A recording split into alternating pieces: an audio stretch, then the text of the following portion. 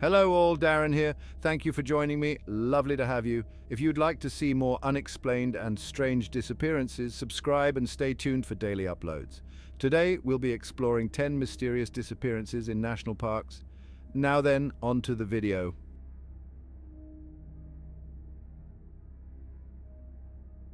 In the United States National Park system alone, there are more than 84 million acres of preserved woods, deserts, mountains and other wilderness, so it's no surprise that in the past 100 years there have been a number of cases of hikers going missing. Many of those who vanished were young children and inexperienced hikers, but some were healthy and seasoned outdoors people. But is there more to these disappearances than just kids wandering off or hikers becoming disoriented? What could cause someone to seemingly vanish into thin air? There are two approaches people take to explaining these mysterious disappearances, earthly and supernatural. Most hiking experts would say that these missing hikers made common mistakes like taking on more than they could handle or failing to time their turn back to beat the sunset. The disappearances have become a focus for urban legend, online message boards and non-fiction books, let's be honest. Although it might be fun to imagine monsters or something spookier, no proof for any supernatural disappearance has ever been provided. But there have definitely been some unexplained disappearances both in the United States and abroad, in formal federal government-run national parks, as well as in related spaces like national forests, recreation areas, state parks and more. These are 10 of the most fascinating. Let's start in the early 20th century and move up to the present.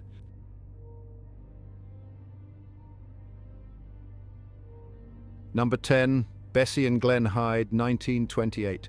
Bessie and Glen Hyde were honeymooning in northern Arizona at the Grand Canyon when they vanished. They were traveling down the Colorado River by scow in October of 1928 and planned to boat through the Grand Canyon.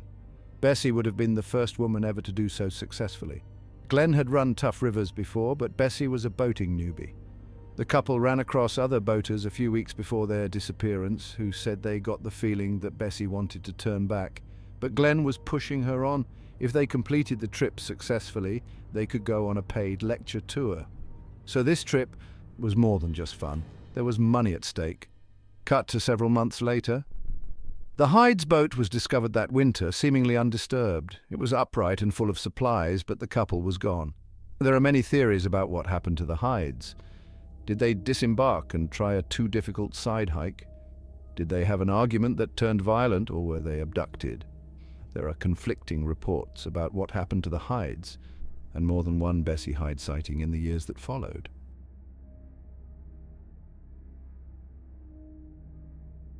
Number 9. Alfred Barts, 1938. 5-year-old Alfred Barts is the first recorded drowning in Colorado's Rocky Mountain National Park, though whether Barts actually drowned is controversial. He was camping in the park with his family over the July 4th weekend when he disappeared near the Roaring and Fall rivers. Barts had gone with his dad to bathe in the river, and from there he decided to join two family friends at a spot about 500 feet upstream of where he and his father entered the river. When everyone returned to camp, they realized that Barts was missing. A search began immediately, expanding to more than 100 civilian Conservation Corps members within 45 minutes, but there was barely any sign of Barts anywhere. A day after he disappeared, a couple hiking about 6 miles away from Barts' campsite reported seeing a boy who looked like Alfred sitting in an area called the Devil's Nest. By the time authorities arrived, though, the boy was gone. The search went on for 10 days, and included 150 men plus bloodhounds, though the size of the search party had dwindled to a dozen by the end of the 8th day.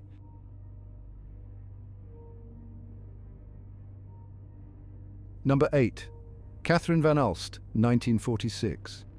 8-year-old Katherine Vanal disappeared from Devil's Den State Park near Arkansas Ozark National Forest, where she and her family were camping. Vanal apparently was playing with her brothers when she wandered off and got lost. What makes her disappearance remarkable is that when she was found after 6 days wandering the woods, she was eerily calm. University of Arkansas student Porter Chadwick was part of the search party that found Vanal. He told the Pittsburgh Press that when he found her, she walked stoically out of a cave and just said, "Here I am," Many other hikers have gotten lost in that part of the Ozarks and not been as lucky as Van Alst. A grown woman was lost there for 17 days and died just 50 yards from the road. A fan of David Paulides' books has taken several 360-degree panoramic shots of a few locations where people have mysteriously vanished, and you can see the area where Van Alst went missing here. The person who compiled these panoramas suspects abduction. In the shot, you can see places where an attacker, whether human or animal, may have hidden in thick brush or behind rock outcroppings. If it was indeed an abductor, was it a someone or a something lurking in Devil's Den?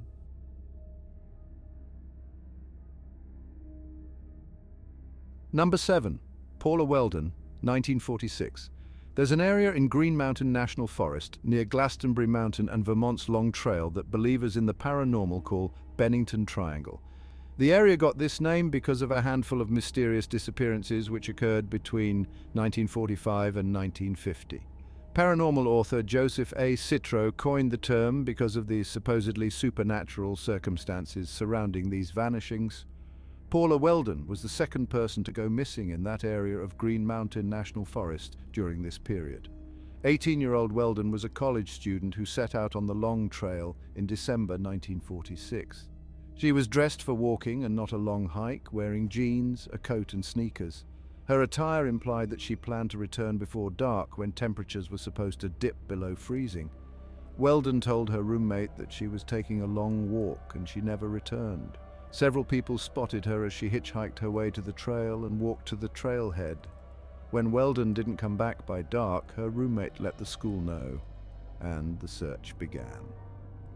Classes were suspended so students could help with the search. The process was disorganized at first until Welden's father called in favors from police in 2 surrounding states. Unfortunately, the search didn't pan out, and frustrated family and friends had their own theories about what happened to her. Did Welden run off with a boyfriend? Was she abducted or commit suicide? Or did she die of exposure because of her inappropriate attire?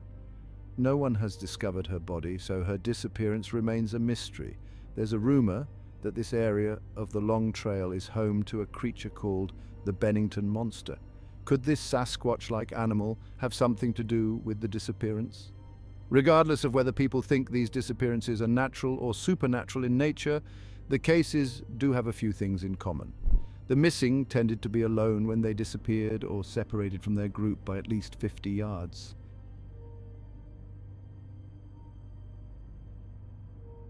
Number 6. Larry Jeffrey, 1966. Larry Jeffrey disappeared near the peak of 12,000-foot Mount Charleston in Humboldt-Toyaba National Forest, just a short drive from Las Vegas.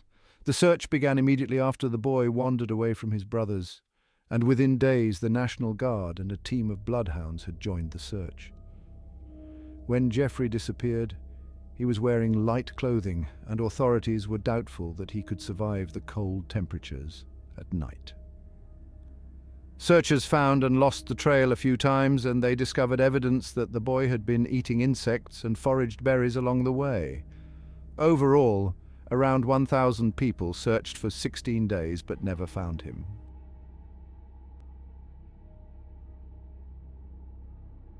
Number 5. Dennis Martin, 1969. Dennis Martin was on a camping trip near the Tennessee-North Carolina state line with his family in the summer of 1969. It was an annual Father's Day tradition. All of the men in the Martin family headed to Smoky Mountain National Park to camp and hike. Dennis and his brothers had planned a prank on the adults.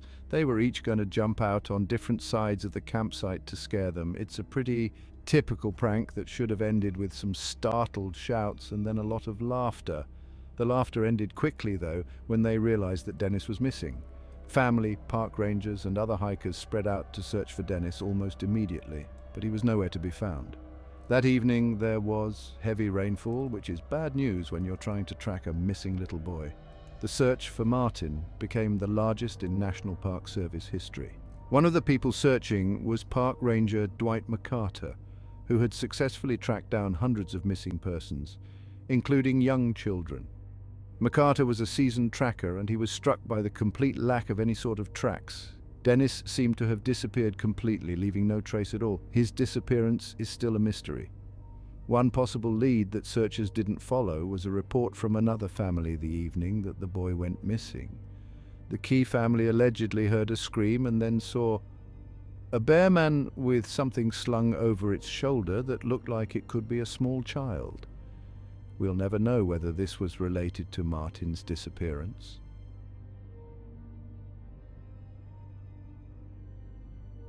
Number 4. Douglas Legge, 1971.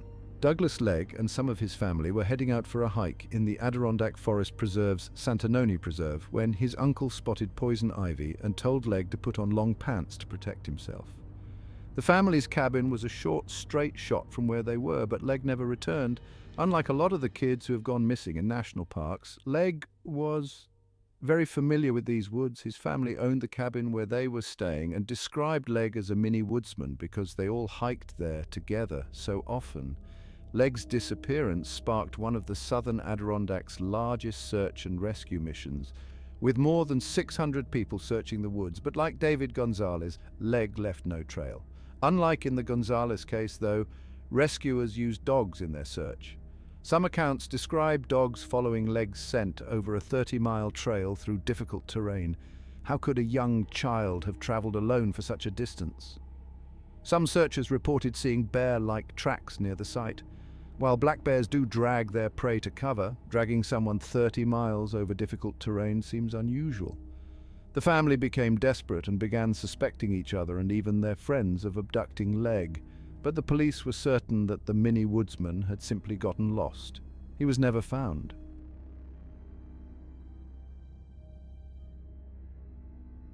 Number 3. John Devine, 1997. According to Peninsula Daily News, Olympic National Park in northern Washington state has a feature that's not as majestic as its mountain views. At least 4 hikers have mysteriously disappeared from the area in the past 25 years, one of whom was 73-year-old John Devine. In 1997, Devine planned to hike into the park from Mount Baldy. The trail is a tough 24 miles, and though Devine was elderly, he was also an experienced long-distance hiker. Devine was camping with his friend Greg Bolzer. They split up on the day that Devine went missing. Bolzer went off to hunt while Devine took off on a day hike. Devine never returned. The fruitless search for Devine lasted a full week until a rescue helicopter crash killed 3 people and injured 5 others. By that time, weather conditions had deteriorated, making the chances of finding Devine slim. Friends and family said that Devine wouldn't want to put people in danger on his behalf, and the search was called off. The search helicopter's crash is as mysterious as Devine's disappearance. Before takeoff, the pilot used a hand signal indicating that he was going to wait 5 minutes for conditions to improve before attempting it. A moment later, the helicopter departed vertically without warning and crashed into the side of the mountain.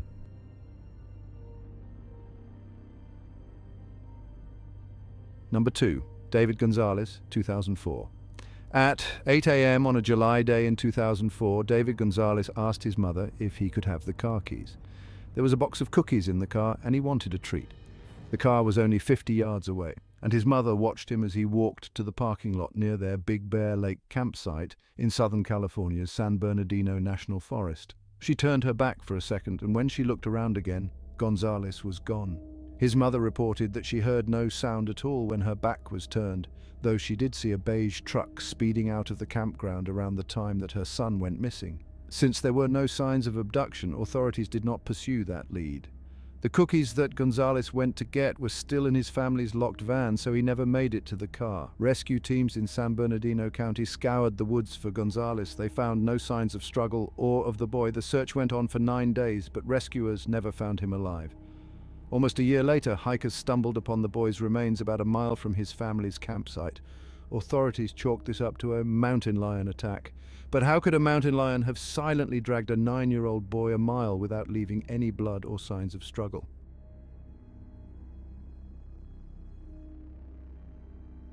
Number 1. Prabdeep Singh, 2013.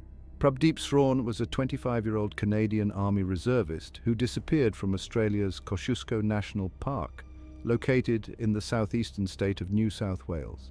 Singh was studying abroad in Australia in May 2013 when he decided to take a 1,700-mile road trip from the Gold Coast to Melbourne. Singh rented a van, drove to the park's Charlotte Pass in the Snowy Mountains, and no one has seen him since. The search for Srawn began when the rental company discovered that the van wasn't returned. Srawn hadn't told anyone what route or side hikes he was planning, and the search may have started days or even a week after he went missing, since it was the rental company that first reported the disappearance. Searchers figured out his hike plans by looking at the search history on a laptop they recovered from his van. Srawn's family hired private searchers after Australian authorities called off their search after only 2 weeks. The investigators used tower data from Srawn's phone and a trained dog to track his trail to a treacherous area called the Western Fall Wilderness. Just one day before his van was due back to the rental agency, Srawn embarked on a difficult and time-consuming hike in snowy weather. Why would a trained military reservist make a choice like that? Despite a private search that went on for over a year, Srawn's body has never been recovered.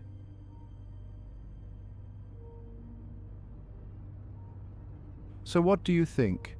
Which cases are easily explained in your opinion? Which ones give you the inkling that something strange or sinister occurred? Thank you for watching, and please feel free to give this video a like if you enjoyed it. See you soon, and remember, stay vigilant and stay safe.